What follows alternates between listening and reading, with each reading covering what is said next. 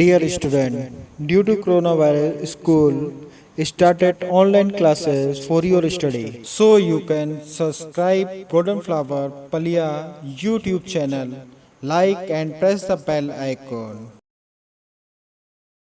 Hello students, आज हम class 12th की हिंदी विषय की पूरक पाठ पुस्तक वितान भाग 2 के सिल्वर बेडिंग पाठ को पढ़ेंगे। ये पाठ मनोहर श्याम जोशी जी के द्वारा लिखा गया है। सिल्वर वेडिंग का अर्थ होता है शादी की 25वीं सालगिरह। इस कहानी में मुख्य पात्र यशोधर बाबू परंपरागत मूल्यों में विश्वास रखते हैं और उन्हें हर हालत में अपनाए रखना चाहते हैं, जबकि उनके बच्चे नई पीढ़ी के अनुसार जीने में विश्वास रखते हैं तथा यशोधर बाबू की पत्नी भी स्वयं को परिस्थिति के अनुसार ढाल लेती हैं।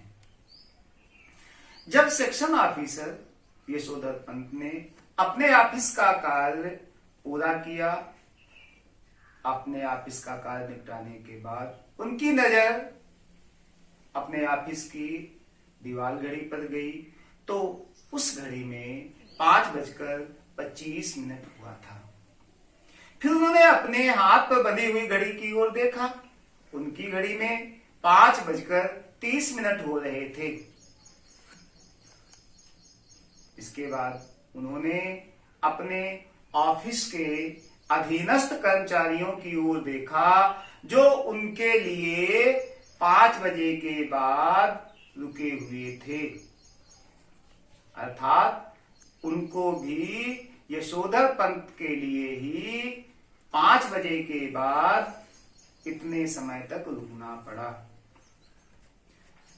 यशोधर पंत दिन भर के शुष्क व्यवहार के निराकरण के लिए या ऑफिस तथा ऑफिस से चलते समय माहौल को थोड़ा खुशनुमा करने के लिए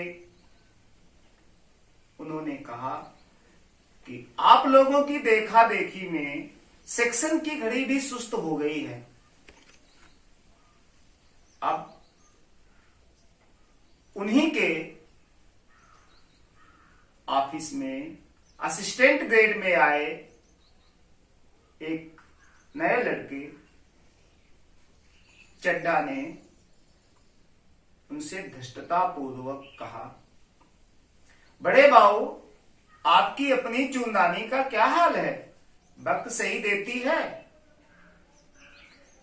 यशोधर बाबू ने इस बात पर कोई ध्यान नहीं दिया और इस धृष्टता को अनदेखा करते हुए कहा, मिनट टू मिनट्स करेक्ट चलती है। लेकिन उस चड्डा ने यशोधर बाबू के हाथ को पकड़ लिया और बोला कि ये बाबा आदम जमाने की है, अब तो एक डिजिटल खरीद लो। इतना करने पर यशोधर बाबू को अपने अतीत की याद आ जाती है, जब वो किशनदा को भाई नहीं साहब कहते थे और साहब मानते थे। फिर यशोधर बाबू ने जवाब देते हुए कहा कि शादी में मिली है, हम भी पुराने जमाने के हैं, हम भी पुराने चाल के हैं, हमारी घड़ी भी पुरानी चाल की है, लेकिन समय तो सही देती है। यशोधर बाबू ने अपने आदत बस एक हाथ आगे बढ़ा देने की परंपरा जो उन्होंने अपने स्कूल में सीखी थी, विद्यार्थी जीवन में सीखी थी, जिस पर विद्यार्थी या सुनने वाले हाथ पर हाथ मारकर दाग दिया करते थे, यही परंपरा किशनदा के क्वार्टर में भी थी। यशोधर बाबू जब रोजी रोटी की तलाश में उनके यहाँ आए थे तो इससे पहले बहुत लड़के उनके यहाँ रह चुके थे, आश्रय पा चुके थे। लेकिन जब यशोधर बाबू उनके यहाँ आए थे तो उनकी उम्र सरकारी नौकरी के लिए कम थी, इसीलिए उन्होंने यशोधर बाबू को अपनी मैस में रसोइये का काम दे दिया। यहां और इतना तक किया कि 50 रुपए उधार दिए, जिससे वो अपने कपड़े बनवा सकें और कुछ पैसे अपने गांव को, अपने घर को भेज सके। यशोधर बाबू यशोधर बाबू को फिर किसनदा ने अपने ऑफिस में नौकरी दिला दी और उनका मार्गदर्शन किया, क्योंकि किसनदा के यहाँ व्यवस्था भी ऐसी थी कि मिलकर कमाओ, पकाओ और खाओ। इन्हीं बातों को सोच रहे थे, इन्हीं ख्यालों में खो गए थे। चड्ढा ने जोर से कहा, बड़े बाबू आप किन ख्यालों में खोए हैं? मेनन पूछ रहा है कि आपकी शादी कब हुई थी? यशोधर बाबू ने सक पकाकर अपना हाथ पीछे खींचा और मेनन की ओर देखकर बोले, 6 फरवरी 1947। मेनन भी तुरंत हिसाब लगाता है और मेनन हिसाब लगा करके बोलता है, many happy returns of the day sir. Sir आज आपका सिल्वर वेडिंग है। अब चड्ढा ने अपने ऑफिस के चपरासी को बुलाया, कहा, बड़े बाबू से बड़ा नोट लो और सेक्शन के लिए चाय पानी की व्यवस्था करो। यशोधर बाबू बोले, अरे भाई हम इन चोचलों में नहीं पड़ते, हम ये सब नहीं मानते।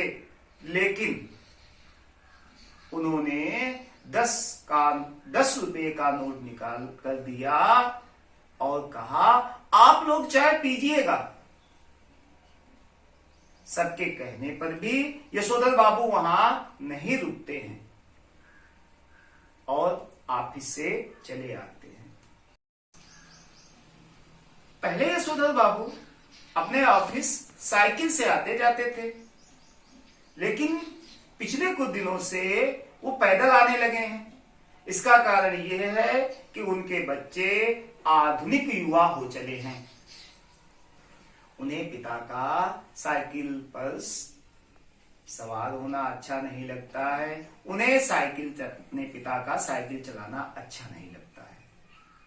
बच्चे चाहते हैं कि उनके पिता एक स्कूटर खरीद लें, लेकिन स्कूटर यशोधर बाबू को पसंद नहीं है और कार खरीद नहीं सकते क्योंकि इतनी व्यवस्था नहीं है। यशोधर बाबू अपने ऑफिस के बाद सीधे मंदिर जाते हैं और जब बिरला मंदिर पहुंचते हैं तो वहां लक्ष्मी नारायण के दर्शन करने के बाद प्रवचन सुनते हैं और रास्ते में सब्जी वगैरह खरीदते हुए 8 बजे से पहले घर नहीं पहुंचते हैं। इसके बाद की शेष कहानी अगले वीडियो में पढ़ाया जाएगा। Thank you. Do self study at home and stay home, save lives. Thank you very much.